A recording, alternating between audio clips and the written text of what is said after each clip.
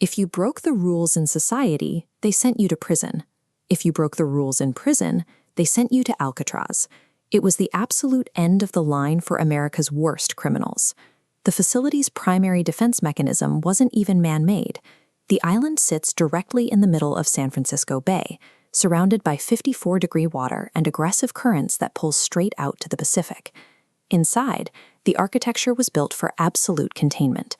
The walls were made of heavily reinforced concrete, stacked in layered cell blocks and secured by tool-resistant steel bars. Between the harsh geography and the hardened architecture, breaking out of Alcatraz was accepted as a physical impossibility. Wardens guaranteed it. The inmates believed it. Then Frank Morris arrived. He was a career criminal with an exceptionally high IQ, and his resume consisted almost entirely of escaping from other high-security federal penitentiaries. He quickly recruited John and Clarence Anglin, two brothers he knew from a previous prison sentence. They had the raw nerve and the mechanical ingenuity he needed to pull off his plan. For his first few months on the island, Morris did almost nothing but observe.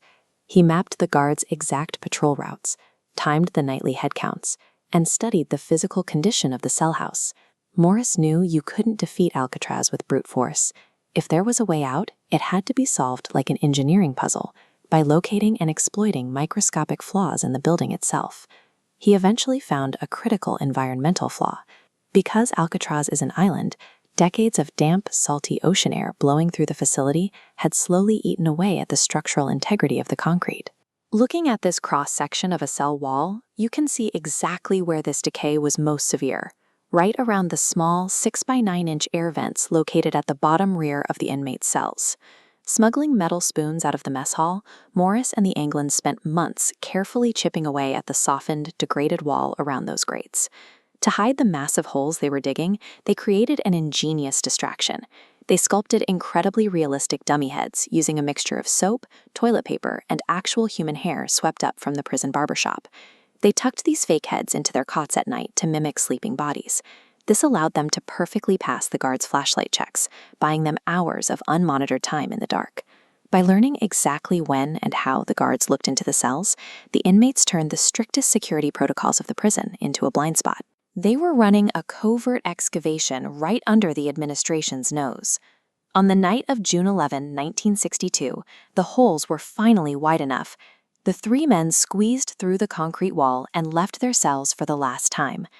They stepped into a narrow, dark utility corridor that ran directly behind the cell blocks, completely hidden from the main floor. This building blueprint maps out their next move, climbing straight up a 3-story network of plumbing pipes inside the utility shaft. They pried open a ventilator at the top and stepped out onto the prison roof. They didn't go empty-handed.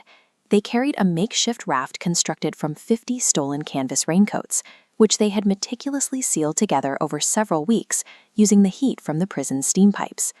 Sneaking silently across the flat roof, they slid down a large bakery smokestack and dropped onto the rocky shore at the water's edge.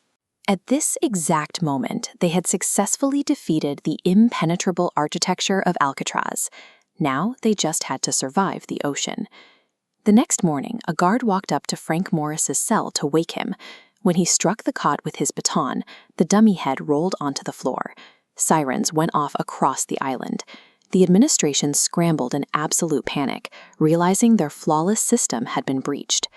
The FBI, local police, and the military immediately launched a massive multi-agency sweep across the waters of the San Francisco Bay to hunt them down. The search teams recovered physical evidence flowing in the tide, a few scattered fragments of the raincoat raft, and some makeshift wooden paddles, but they never found a single human body. The water was freezing, the tide was aggressive, and it is highly likely they drowned in the dark, but there is always the lingering chance that Frank Morris pulled off the perfect vanishing act. Whether they survived the swim to the mainland or sank to the bottom of the bay, those three men achieved a permanent victory. They destroyed the psychological myth of Alcatraz, proving that no engineered system is completely invincible against human ingenuity.